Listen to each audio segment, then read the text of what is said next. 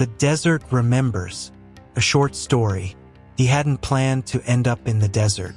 Certainly not alone.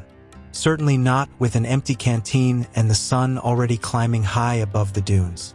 Oleg was an engineer, a practical man, trained in structure and logic. He had been sent to survey abandoned Cold War bunkers scattered across the barren stretches of southern Kazakhstan. Nothing too dramatic, just a contract, a few days in the field, and back to the city. He had maps, coordinates, equipment, even a satellite phone.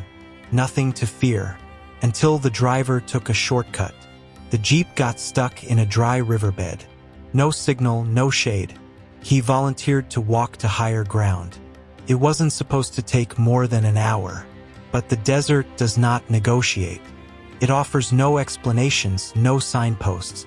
Within 3 hours, the landmarks vanished. The world became an endless ripple of gold and bone-white heat.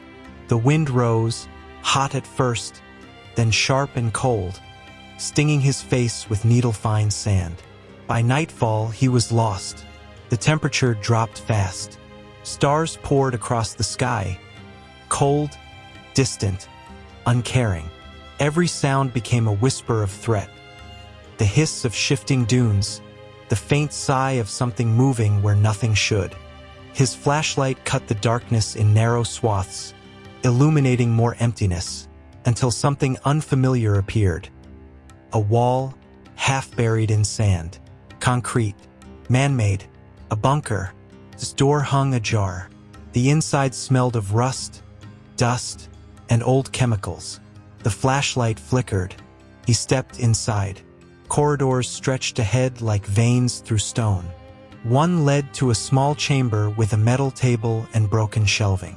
The silence was heavy. He sat down. It was warmer underground, but not enough to be safe. Not enough to sleep. Then came a sound, soft, deliberate. A footstep. He froze. Nothing followed. The flashlight flickered again. He got up, followed the corridor, and reached another room. There, barely visible in the dim light, was a blue glow, faint, unnatural, pulsed, then steadied. There was no one in sight, just a dented steel mug on a crate. Inside, water, cool, clear. He drank it without thinking, and everything went black. When he woke, it was morning. He was lying outside against the bunker wall. No crate, no mug, no glow, but his canteen was full. The water inside tasted like stone and time. Scratched into the concrete beside him were 7 words. The desert remembers, even if you don't. They found him 2 days later, wandering near an old shepherd's trail. Sunburned, dehydrated, but alive. He never found the bunker again. Not on satellite images, not in local records. Some said he imagined it, that isolation had cracked his mind. He knew better. The desert had let him in. Then it let him out. And in between, it had whispered his name. Back in the city, life resumed on the surface. Oleg filed his reports, answered a few vague questions from the contracting agency, and agreed half-heartedly to take some time off. No one asked too many questions. No one wanted complicated answers. But the desert didn't leave him. At night, he would wake with grains of sand in his mouth, the metallic taste of that water lingering on his tongue. Some mornings, he found scratches on his arms, straight, deliberate marks, like tally lines carved with a dull blade. He stopped telling anyone. He began researching, not just maps but myths, not just topography but folklore. The older, the stranger, the better. What he found were fragments, tales of Soviet experiments in sensory isolation, reports of vanished survey teams in the 1950s, unsubstantiated claims about deep structures in the Caspian Basin. There were whispers of sealed doors in the ground, not bunkers but something older, predating the Cold War. One fragment of a declassified document mentioned Project Orpheus. The section was heavily redacted, but one phrase remained legible. Contact established. Subject reported phenomena inconsistent with temporal reality. He couldn't let it go. The desert had left a hook in his mind. So he went back. This time he went alone. Quietly. No contractors, no permits. He bought a used Land Rover, packed it with supplies, and disappeared into the same scorched expanse where the world had once come undone. For 3 days he found nothing. Just heat, silence, mirages, and bones. Some animal, some not. On the 4th night, the stars came closer. Not brighter, closer. As if the sky itself leaned in to observe. He dreamed of corridors again. But this time they moved. And on the 5th day he found it. Not where he remembered. Not even close.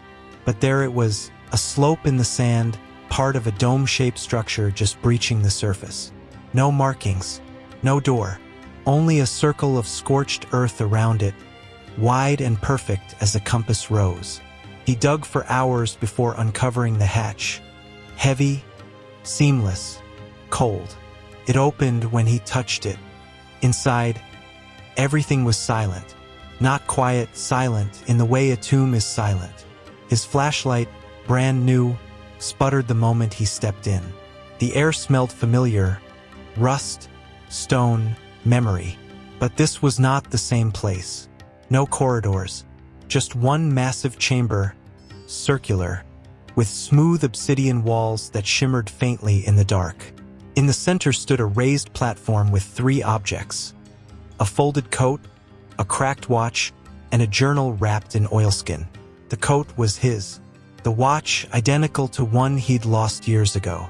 The journal wasn't his, but his name was inside it. Oleg, you are not the first. The rest was written in a language he didn't recognize. Lines of flowing script that changed when he tried to focus on them. When he turned the page, he saw himself. Not a sketch, a photograph, recent. The chamber began to hum. Somewhere deep beneath him, mechanisms stirred.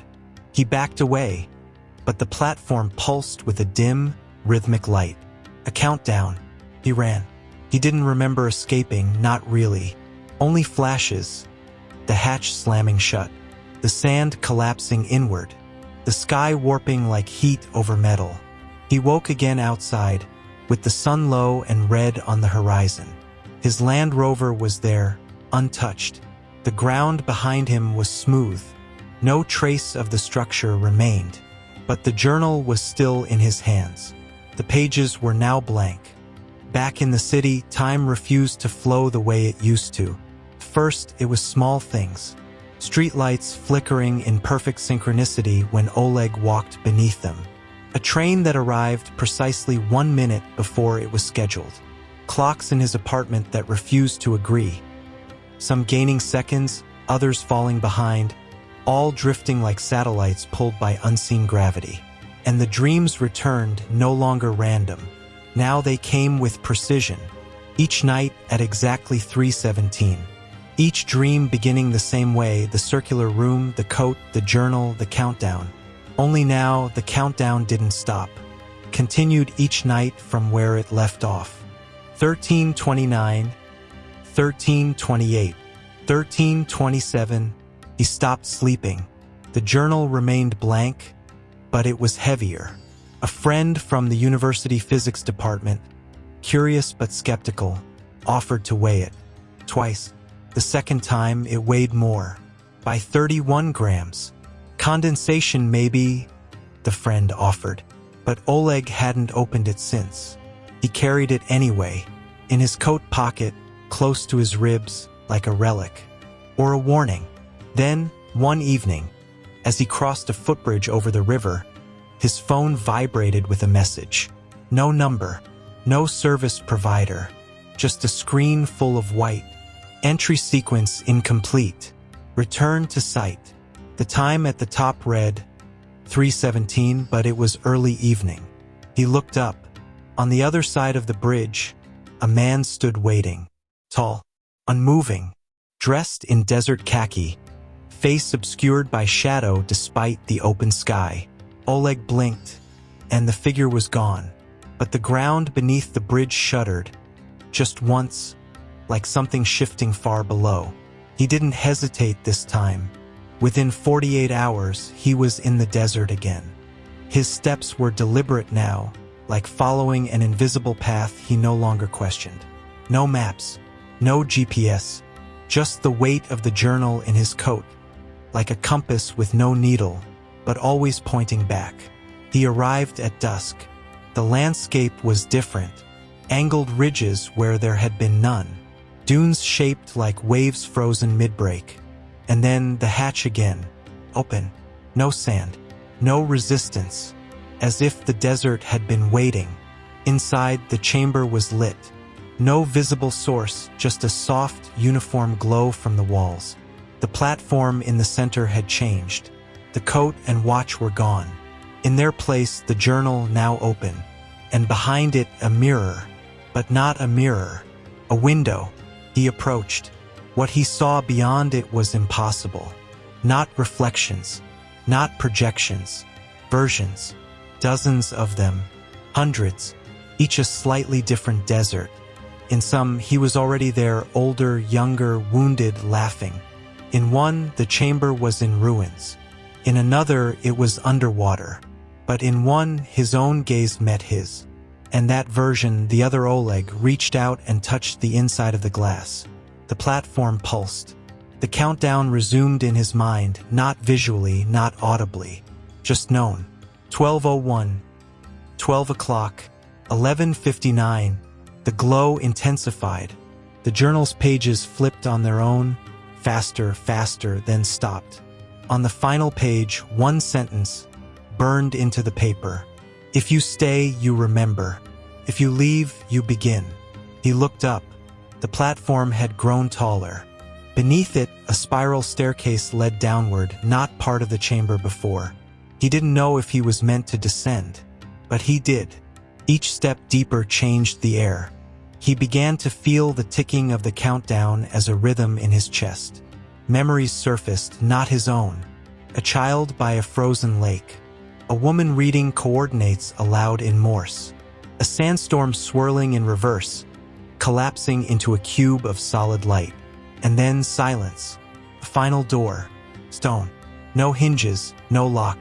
He placed his palm against it. It opened. Inside was a chair. A single chair suspended in the center of a void. Above it, stars, but wrong, arranged in spirals that moved. Below it, nothing. Not blackness, absence. He stepped in. The countdown stopped. He sat in the chair.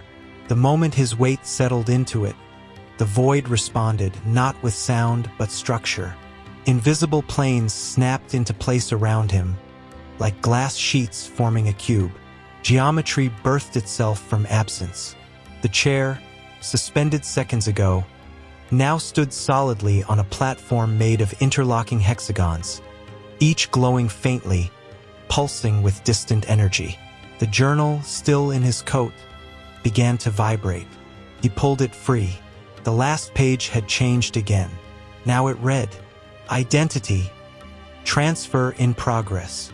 Then the stars above him shuddered and moved, not as celestial objects, but as mechanisms. They rearranged into constellations that pulsed like circuits, each pattern a language his mind didn't recognize but somehow understood. And then the questions came, not spoken, not written, imprinted. Who are you now? What did you leave behind? How many versions of you are unfinished? The questions weren't meant to be answered, not aloud. Each one struck like a bell in the spine, triggering memories, some not his. A child running through rain with a silver sphere. A trench filled with statues that wept sand. A room with no exits, only clocks without hands. And then the mirror again. Not in front of him, around him. The cube was now lined with a reflective film, showing not his body, but fragments of selves. Oleg as he was. Oleg as he could be. Some older, some younger, some with scars he didn't recognize. One, burned and limping, stared back with contempt. Another smiled gently, holding a version of the journal bound in metal. The countdown began again, but this time it wasn't in his mind. It formed in the air, etched in cold white glyphs. 059, 058, 057. The platform beneath his chair began to rise, slowly, through the cube, into a vast chamber above that shimmered like it had been submerged for centuries. It wasn't the desert anymore. It was a chamber beyond time. Walls stretched infinitely upward and downward, lined with alcoves, and inside each something like a sarcophagus. Thousands, millions, each bore a name. Some human, some not. Some bore his name. One of the alcoves was open, glowing, empty. As the chair floated toward it, he understood. He was being archived. Not his body, not even his mind. Something deeper, a pattern, a thread of experience, distilled through choices and memory and the act of returning to this place. Another page flipped in the journal. This time it read, "To remain is to witness. To witness is to become." The countdown reached 001. Everything stopped. And then, wait, no sound, no heat, no fear, only presence. The chair dissolved beneath him. The journal drifted from his hands. He stood again, but not on a surface, not in anything. And then, from the silence, came a whisper. Not of voice, but of motion. A tremor in the void, a signal. And he understood. The desert had not been a place. It had been an invitation, an aperture, the place between versions of the world where memory became interface and decision became code. He had crossed the threshold not into an ancient machine, but into a living archive, one that spanned not just time and matter, but meaning. And he had been chosen not for what he knew, but for what he remembered wrong. A glitch of identity, a spark of variance, something this place needed to evolve. He opened his eyes and saw the desert again, but not from the ground, from above, from far above. Orbit? No, memory. He was not returning. He was becoming the witness, the archivist, the next aperture for someone else. Someone who would one day walk across the sand, guided by an itch in the back of the mind. Someone who would see a shimmer, a hatch, a coat. Someone who would wonder what lay beneath, and then descend. The desert remembers, because he does now.